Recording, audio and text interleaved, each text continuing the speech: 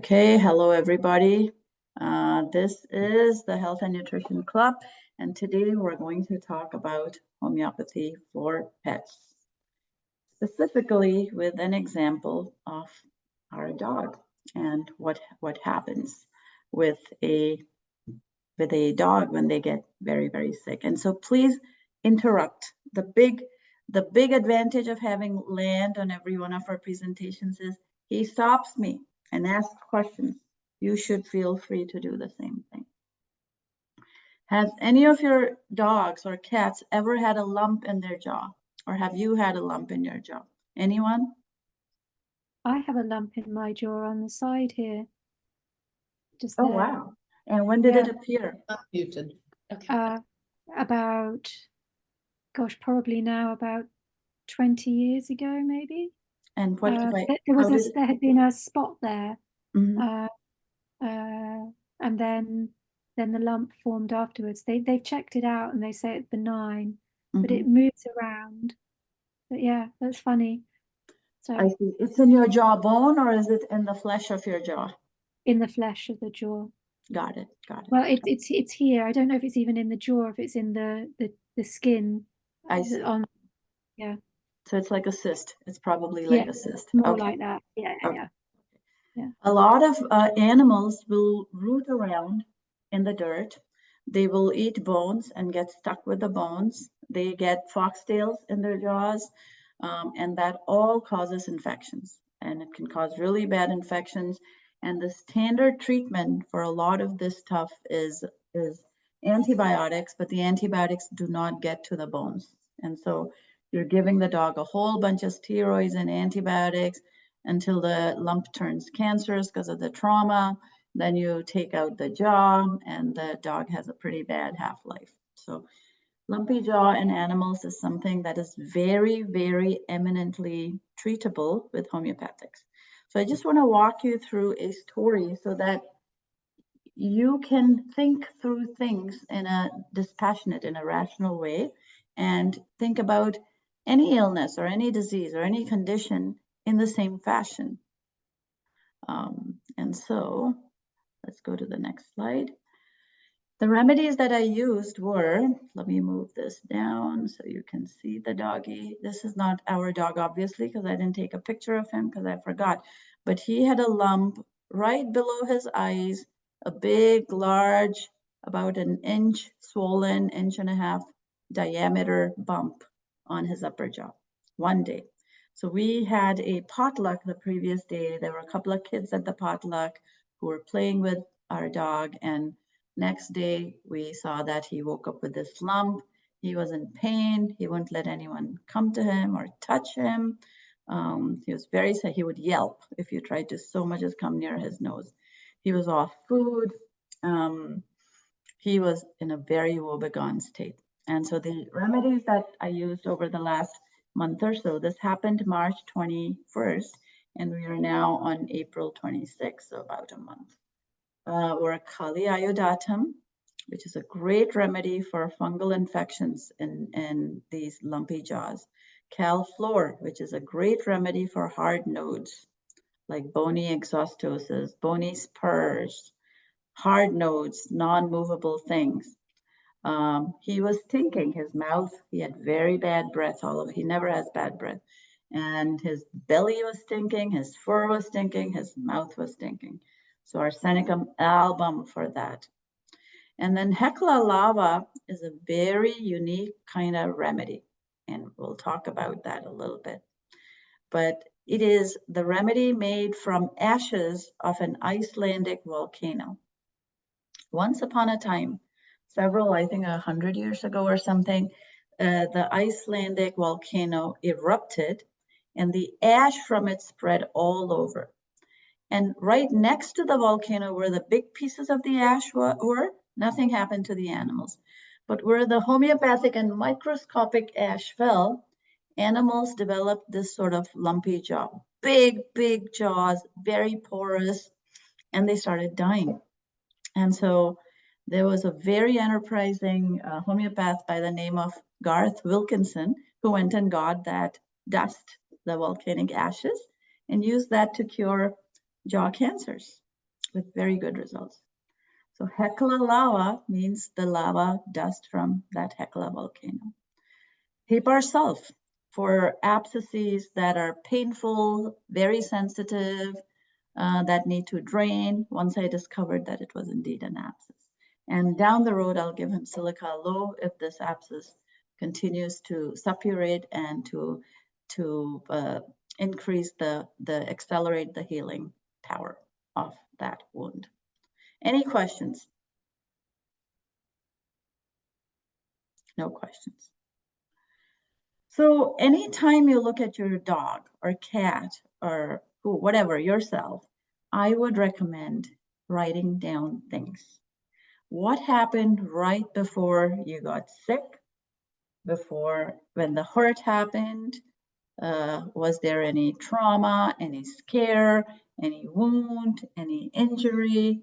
And that situation, that point is called never been well since, NBWS. So you have to find the etiology of something. You had a shock to your system, you know, something like someone's son died or got into a car crash, and the mother overnight develops, you know, liver disease or heart disease, or her hair turns gray. The etiology is super, super important, and that trauma needs to be addressed. You see, Western medicine does not believe in addressing the trauma, whereas with homeopathy, the simillimum is the etiology in almost 80% of the cases, I'm gonna say. So on March 22nd, this guy wakes up, and then Richard said he won't let me touch him. He was yelping if you came near him. And there's no way you could have done anything with him at the doctor's without knocking him out at that point. So the whole episode lasted 5 or 6 weeks. You don't want to panic when this happens. All of a sudden, your dog's jaw swells up. This is a 14-and-a-half-year-old dog who was very vaccinated until he was, I'm going to say 8 or 9 years old. And then we inherited him and we took away everything.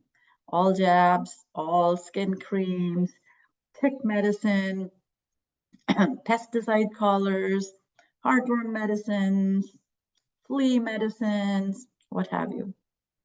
And all his twitches declined. I mean, he became a very healthy dog. And we put him on raw meat, on a raw meat diet, ruminant animals, 70-30, 70-30, muscle meat, fat plus offal plus bone. That was the ratio, about 1.5% of his body weight. And you can adjust it. If it's a puppy, you need to give them, you know, 3 or 4% because they're growing. As they get elderly, they need less food, but they need a lot of exercise. So he was fine, but he woke up on March 22nd, Friday, with a lump in his right upper jaw, right under his eyes. He was in very obvious pain. He would not let anyone touch it. It was very tender. And he would yell if anyone tried to feel it. So what would you have done? Can we go around the room and you guys think of what are the things you would do if that occurred? Anyone? Tori? Any thoughts? Unmute. Oh, okay. Yeah, I would, if he was in immediate pain, I think while I was trying to think and put all those things in place, I'd give him a dose of arnica. Okay, great. Excellent. That's exactly what I did. Victoria, what would you do? I was going to do arnica and a warm compress. Oh, wonderful. Such good ideas. That's exactly what I did. I did the arnica and I tried to massage it, only it would not let anyone come near it. What do you think of castor oil packs for? Castor oil packs are wonderful. Castor oil packs are wonderful if the animal will let you touch it. Arnica is what we started with. He was in dire pain, and the first rule here is don't panic. When you use panic to make a decision, you invariably make the wrong decision, and people around you will panic. Your family will say, are you nuts? Are you out of your mind? Take him to the vet, take him to the hospital. He's dying. He needs to have his, you know, jaw looked at, molar pulled out, whatever. don't panic. The body has remarkable healing capacities, and you want to read up about lumpy jaw. A lot of animals suffer from this. They will eat stuff. They have disordered eating sometimes, especially as an animal grows older. They tend to eat more dirt.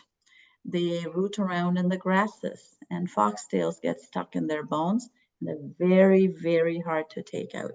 And frequently, that infection stays, persists, and that's where they get cancers, oral cancers. So the first thing is don't panic. Start with arnica. If you think it's a nerve pain, you can try hypericum. If you see the same thing happening to an elbow or a paw, the good remedies are symphytum, ruta for broken bones and tendons. If it was very cold and they suddenly ran and pulled a tendon, then rust tox is a wonderful remedy. But start with arnica. You see the swelling, and the swelling was immediately a little bit better. But I kept dosing with, you went from arnica 30 to 200 to 1M, I think. So the first thing was arnica. At that point, you have a decision to make. Do I try homeopathy on this animal, or do I go to the vet? And that decision is very fraught with emotion. It's very fraught with guilt for many people. You know, your husband or children might never forgive you if you say, no, vet, we're just going to do homeopathy, and then the animal dies on you, or it gets worse, or it. So that's the sort of thing you have to observe. Obviously, if the animal is bleeding, or if the animal just got run over by a car, you want to take him immediately, him or her, to the surgery to get the bones fixed and so on. So surgical procedures, definitely vet. Other things, I'm going to say as much as 90% of the things out there, you can heal with homeopathy, and you can heal them beautifully to the point where there's no after effects. There is no broken guts to heal from the antibiotics, no proteoglycans destroyed from the steroids, no immune system suppressed, no ankle injuries from the painkillers, and no trauma, no stress and trauma. So let's see, at this fork, you think you have two decisions. I continue to use homeopathy and I go to the vet. What would you have done? Tori, what would you have done? I was in a situation with my cat, so I know exactly what I would do. And it is exactly how I really panicked. And so I actually took my cat to the vet, got the diagnosis, paid for the medication, and then never gave the cat my medication. But I knew that I had it there so that I could treat him homeopathically to see what the impact would be. And then if I needed it, I could give him, if he was still in pain, I could give him the medication. So that was a very human, that was all about me and my so it's very interesting you raise this now, Sushma, because I went through this over Christmas with Arthur. So that's I expect I would probably do the same. Yeah. There was some comfort in having the medication there just in case, and it was coming up to a weekend, and I thought, yeah, so that's how I did it. But that's perfect. See, that's perfect. You thought things through, you got a diagnosis, you did your own thing. So everyone is on a path. We are all on a path. There are people who, at the first sniffle, they take the pet to a vet or a hospital. And there are many people who have pet insurance. And you know what insurance does? It perverts your thinking. You say, gee, I'm paying for insurance. Why not go to the vet and get these services? Not realizing that the first thing they'll give them is a tetanus shot, or make sure they have more rabies shots, and then they will treat them very allopathically, which will literally, I've had clients whose pets have died within 7 days of just all of this treatment. And then they came to me for their next dog who had the exact same problem, who got perfectly well and lived 2-3 years afterwards. Old dogs. So that's a very normal and natural reaction. Tori, what would you do? Tori, anyone else want to say? Lata. I actually was wondering about giving up my pet insurance because for the heart tests, it's a good value, but I realized the rates are so high that 4 months of rates is equal to the cost of the heart test. And then there's nothing, they've been making a lot of money off of me. And she has like the very best insurance, but they don't cover the appointment. So it's only for like cardiology tests that it would really, and then, say if she got hit by a car or something like that and needed surgery. Right. So I don't know whether I should drop it altogether or if I should have like just, some other plan that's not as complete and less expensive. I see. So that's a very good point. And that is a decision every person has to make for themselves. Okay. I didn't know if you had any thoughts about it. Yeah. But the point here is insurance is expensive.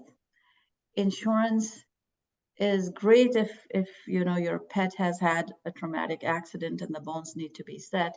But even with that, what are the chances your dog's going to run out on the road, get run over? I mean, these are the sort of things you want to think about.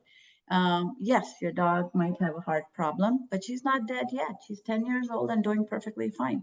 And so that is the sort of thing you want to think about in looking at these things.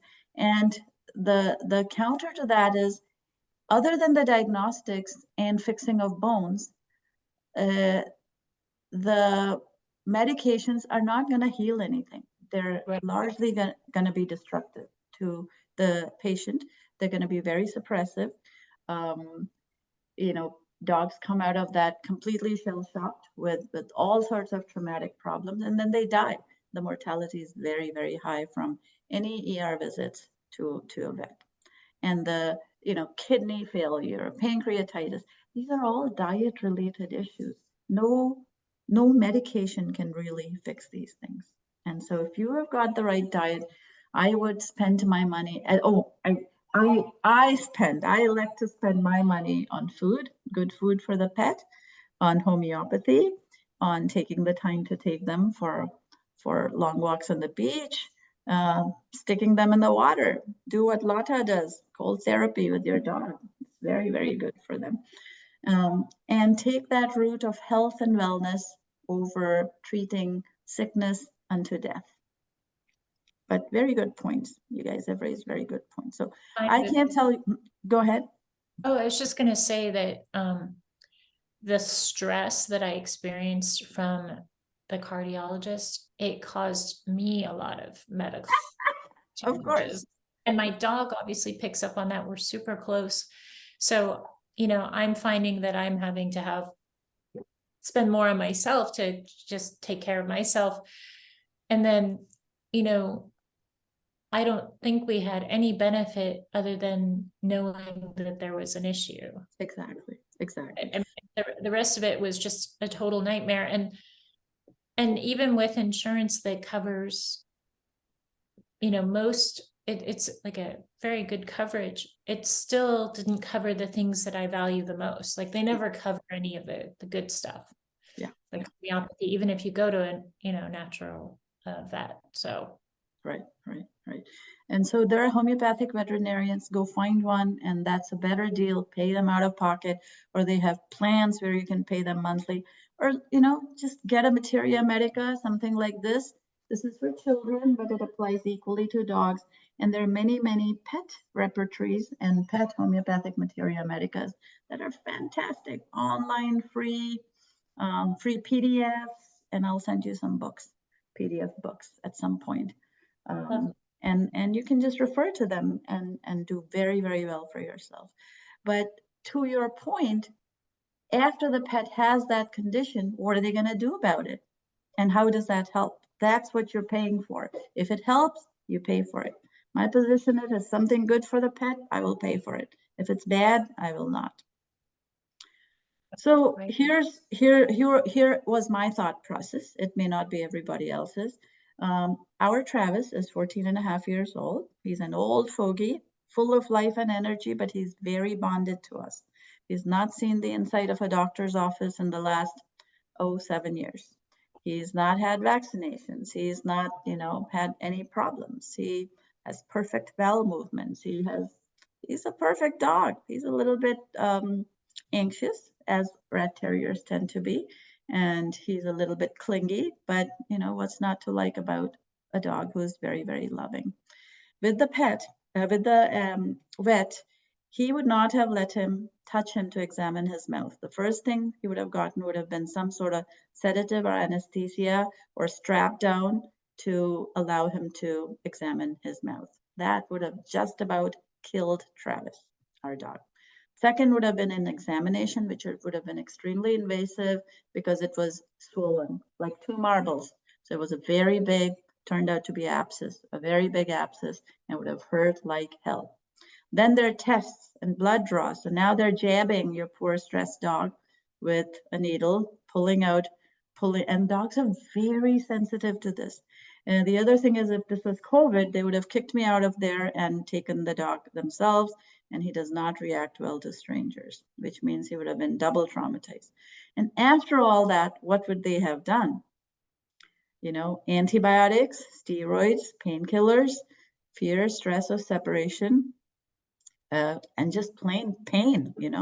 They would have said, oh, he needs this shot and that shot, and so there's a lot of shot pressure. They would have definitely said he needs tetanus and you need tetanus and all that.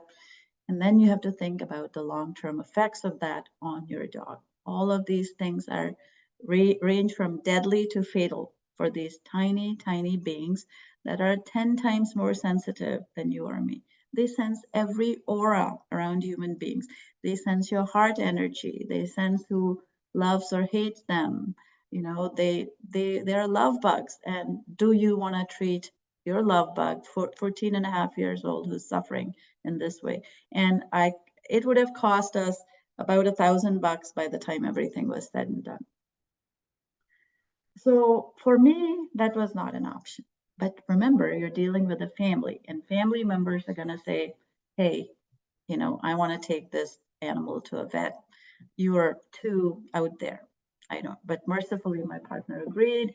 And because he saw some of these things, and we had seen what happens to a dog when it gets taken to the vet, and $600 later, the dog's just getting sicker, and you're tossing out the antibiotics and painkillers anyway, because you'd never do that to your dog. So we chose homeopathy. So there was no anesthesia, no examination internal, no tests, no draws, no antibiotics, no steroids, no painkillers, no stress. He just had the stress of his pain, no separation anxiety, no shots, no long-term effects, and no massive amounts of exorbitant sums of what I think of them as panic dollars. The vets know they've got you there, but you're in a panic. Boy, they sense a revenue opportunity. None of that. So what do?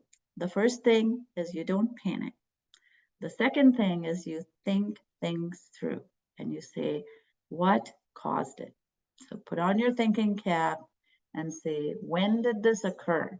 When did this heart murmur or this ACL tendon injury, or what caused it to happen? Look at the dog's diet first and foremost. Look at the dog's stress levels. Look at where he was nosing around. In the case of the mouth injuries, look, it's Occam's razor. Occam's razor means look at the most obvious cause. Where is the mouth? Nosing around in these tall grasses, blackberry stingers, thistle stingers, foxtails, dirt, stones, bones eaten the wrong way. Any of these things could have injured his mouth. And he's a terrier. What can you say about terriers? And so this happened overnight. So it's not like it was a slow growing cancer. One day it was fine and the next day it ballooned. So it was a localized, immediate, temporary injury kind of thing. So you can surmise that this is some sort of thing. Although there's some cancers, there's some mast cell cancers that overnight balloon up, and then before you know it, they're rapidly growing and they kill the pet. So the what and the why is very important. And there were kids at the party, so they could have had horseplay with him and injured him. He was chewing on a bone that was very hard. It was a never give your dog cooked bone. He found one of our cooked pork chop bones, I think, and he had hidden it and he was eating it. My pardon, my fault if that caused the hurt. It could have been something he ate outside. He's had some disordered eating where he likes to eat dirt these days. And so that's a sure sign they're missing something in their diet. So we started to give him charcoal. That's the most close dirt-like thing you could eat. Maybe it's a mineral deficiency. Increase all those things. Give them cell salts for mineral assimilation. Give them charcoal in their food. Turmeric to take away the inflammation. Fats to soothe them, and the rest of the diet. So on the 20th was it the March? I think the 20th, 21st of March is when it happened. It could have been an abscess, tumor, cyst, dental decay, a blunt trauma kind of injury. It could have been a sticker, or it could have been a dietary thing where his just abscess. And so what you have to ask is, hey, he never had this until now. He's 14 and a half years old. What changed? And his diet has changed. We have gone from giving him I used to give him just a carnivore diet, has gone. I was traveling for about 9 months. And in my absence, carbohydrates had crept into his diet. So rice and sweet potatoes, they might be natural things, but guys, those are carbohydrates and dogs are carnivores. Their pancreas are not designed to deal with this sort of stuff, and that can have a big effect on dental decay. So he had perfectly beautiful teeth for 14 years, and now all of a sudden he's got this problem. All of a sudden he had opaque lenses. It happens to dogs when they're 10 years old, give or take. He's now 14. How come he got it all of a sudden? Glycation, sugaring up of your lenses. So diet is super, super important. So, but I didn't know. Nobody knows. And so those are the sort of things you think about. And it's a good idea to read a dog homeopathic book. And I would have to run out and get it, but I have a few veterinary homeopathy books. There are videos online. There's all sorts of repertories you could get. So you have lots of choices, but the key is etiology. Etiology means causation, and to find out why. Why did the heart murmur happen? When did it start? When was it diagnosed? Was it a result of some trauma he received? Was it the vaccinations? Was it drugs or antibiotics or what? Was it genetic? Some dogs have genetic defects, but they seem to survive just fine, nevertheless, and live a very healthy life. Any questions? I was wondering, when Leela has digestive issues like the runs, I give her the charcoal biscuits, but that's going to have carbs in it. It's made with ginger and pumpkin and I think oats. She is gluten-free, but how do you recommend giving the charcoal to them if I'm not giving her carbs? Oh, in her bowl, in her meat bowl, just take the charcoal powder. You can buy it on Amazon, coconut charcoal or one of these high quality charcoal. Literally needs a 1/4 teaspoon. You do not need to combine it with pumpkins and ginger and other carbs, or throw that into her meat. It'll immediately take care of flatulence, bloating, digestive issues, stinks, smells. Okay. Great. Yes. Thank you. Any other questions? Yeah, so the diet, are cats also carnivores really? So they should have Oh a my separate. goodness, cars are complete carnivores. If you give a cat carb, you will kill it. Dogs are much more forgiving in that sense, in that they will eat stuff if they're hungry, but they're basically carnivores. And cats cannot be fed carbs at all, or they'll die. How do you tell the difference between a cyst and a tumor? You don't. You would have to do a microscopic examination to get to know what it is.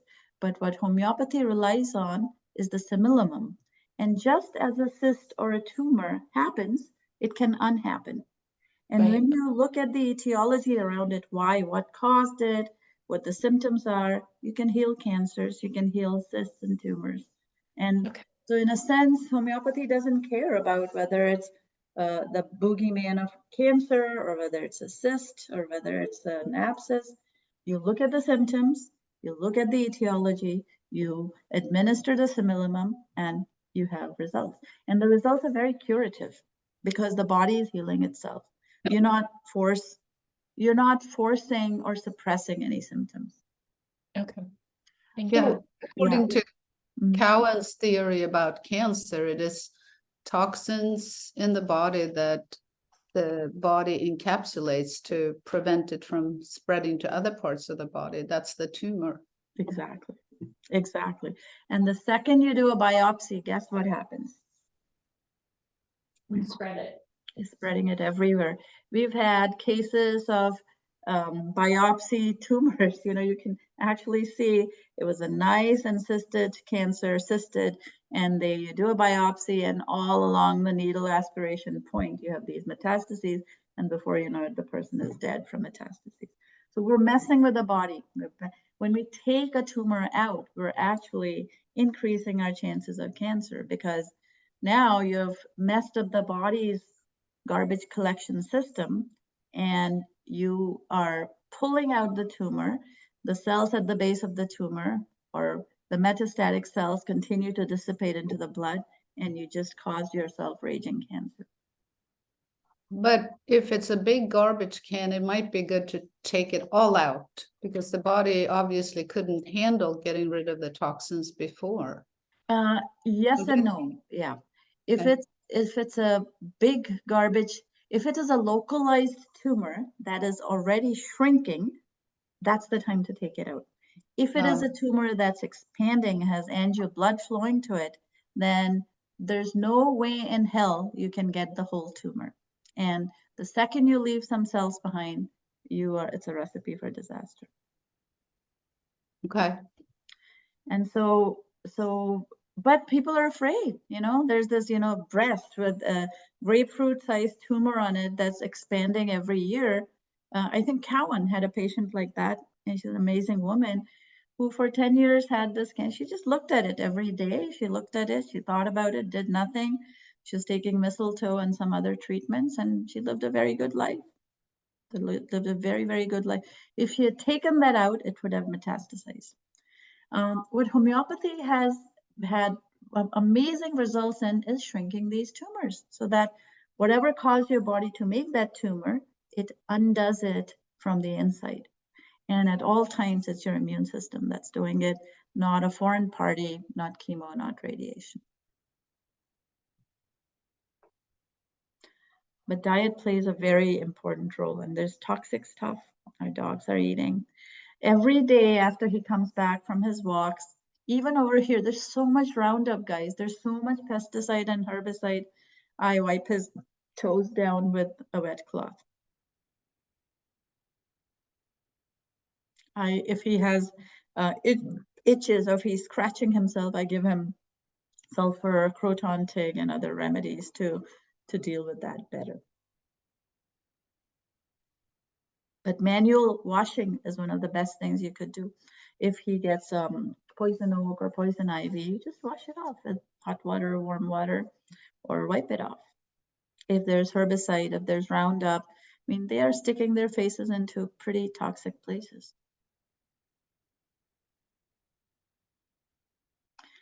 All righty.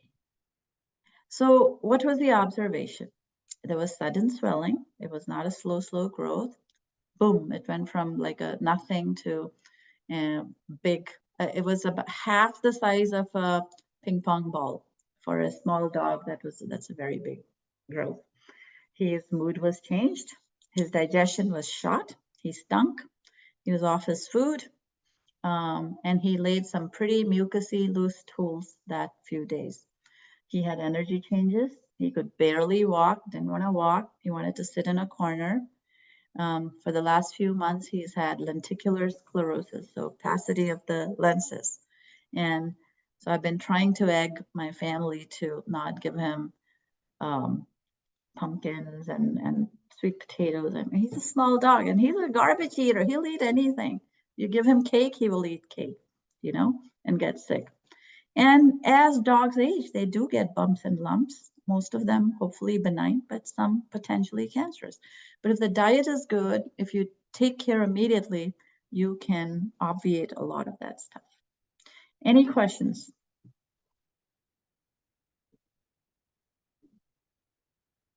So if it's slightly foggy on the eye, is Mhm. that also part of the lenticular sclerosis? Yes, yes, that means the Okay. lens is getting foggy. He's developing senile opacity. He won't go blind, but he'll see it as if through a mist. And you'll notice that your dog doesn't see things far away or he doesn't react to them. And you think, oh my goodness, he's lost his mojo. He just can't see. And part of it is too much sugar in his diet, a very big part. So all your dog treats, don't let strangers give him dog treats. They're 100% carbohydrates. All the doggy stuff that it comes in, all the drugs, all the, you know, the carby stuff that many dog sites recommend for dogs. It's just sugar. They don't have the pancreas, they don't have insulin, the kind of insulin we have. They don't have the amylases. They don't have the ability to mop up their blood sugars, and you have an instant effect on the lens. That's the canary in the coal mine. Don't wait until that happens. The first sign of opacity, change diet. So I was able to convince my family to give him no carbs, and now he's on a much less carbohydrate diet. He's back to his own, but I digress. Let's go through the story first. So we started with frequent water doses of arnica. I know that there are lumpy jaw diseases in animals called actinomycosis. You get bacterial infection in the jaws, you can get fungal infection in the jaw, you can get cancers, you can have things lodged in the jaw. For all of those, kali iode, calfluor, and hecla lava are amazing remedies. So I started with kali iode. I think I had, what did I have? 200. I don't think I had a lower potency, or I would have done a lower potency. Calfluor, I had it in a 6X or 12C or something. That hecla lava 30C. I rotated the arnica, kali iode, and calfluor for the first few days, several times a day. And you just put a couple of pills in water, smack it on your hand, and you administer it. No problem. And the lump almost immediately started to shrink. The lump, it was about an inch up and an inch and a half in diameter. In 1 week, the pain went away. He would let me touch it. He permitted me to massage the area. And you gotta respect the dog. Dogs are so much cleverer and in tune with their bodies than us humans. Didn't want to touch, don't touch. You know, my position is at 14 and a half. That's how much in dog years. For a terrier, it's maybe 5, maybe 6. So 70, between 70 and 85 years, a guy has a right to call the shots with his body. And so he wouldn't let me touch it. I didn't. I just continued to give him remedies. The pain went away. The swelling went away. He started walking again. He allowed me to massage it, and I did gently.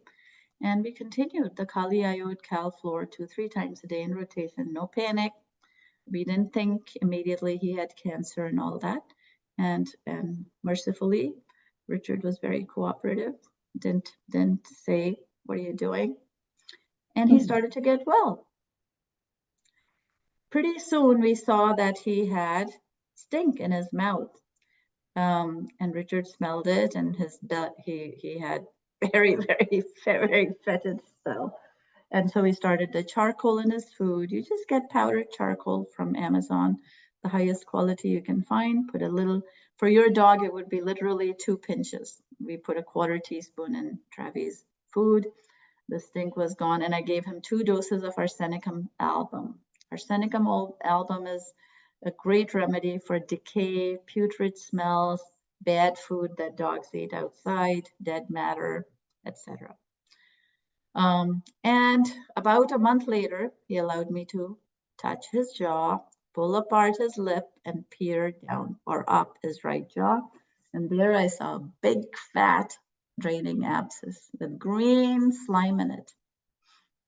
And that's when I changed my remedy to Kali Ayod, Calflor, and Hepar. I moved away from Arnica and gave him Hepar 6X several times a day in a water dose. And I will start him on Cilicia if the abscess doesn't fully drain or if it continues to fester. He's back to his usual self. He's running like the wind again, tail up. Very, very happy dog. And all the swelling's gone away. In between, Richard panicked and said, "Are we doing the right thing? I see his other jaw swelling too. He won't let me touch it." I was out and about. So I came home, touched both sides of the jaw. He was fine, no problem. And so the remedies that we used were Kali Ayod 200C, Calflor 6C, Arsenicum album 30C, Hecla 30C, not all at once, in rotation. And we'll use Cilicia low. I should have given him Mercurius as well when I gave him Arsalb. So think about that. In fact, I'm going to add that right now. Oops, window is closed. I didn't close that window, but can you see it now? Okay, let me share the screen. Do you see it now? Yes. Okay, so I'm going to add to this a Mark Soul. Should have, as a should have considered. I considered it, but I wanted to give Hecla a chance. And so now I'm going to expand it. Can you still see it? Yeah. Okay. So Merck Soul is something you want to consider when there's green stuff coming out of the mouth, there's an abscess, it stinks, it is painful, but Hepar is pretty good too. It's very sensitive to pain and very sensitive in that area in general. We gave him charcoal, turmeric, and then we changed his diet to be much less carbohydrate, much more carnivore. Meat, fat, offal, bone, plus many, many hugs. And that is the story of treating a pet who comes up with an acute. Do you have any questions, or should I switch off the recording so that we can discuss it in person next? I have one quick question about using, so most of my remedies are 200 or 30 or 1M. C and 6X. When or why would you see if I would have used Hepar 200 or 30, whichever I'd got in my kit. So I'm wondering when you would use the 6C or the 6X as opposed to a 30 or a 200. Yeah. So with Hepar, if you use the higher remedies, you'll abort the whole thing. So you want to use the higher remedies right at the outset. So if I had used Hepar 1M at the outset, perhaps all of this would have been aborted. But once it's already suppurating, then you use a lower potency to drain it. So lower potency will drain it more. So it's a great idea to have Hepar in low potency so that if you have abscesses that are draining, they continue to drain. Same with Cilicia. Lower potencies will cause the festering drain to come out and the fistula to heal. So that's a very good question. Thank you. Any other questions? No questions. Okay, I'm going to stop recording. Thank you, everybody. And then this will be up for you to review anytime your dog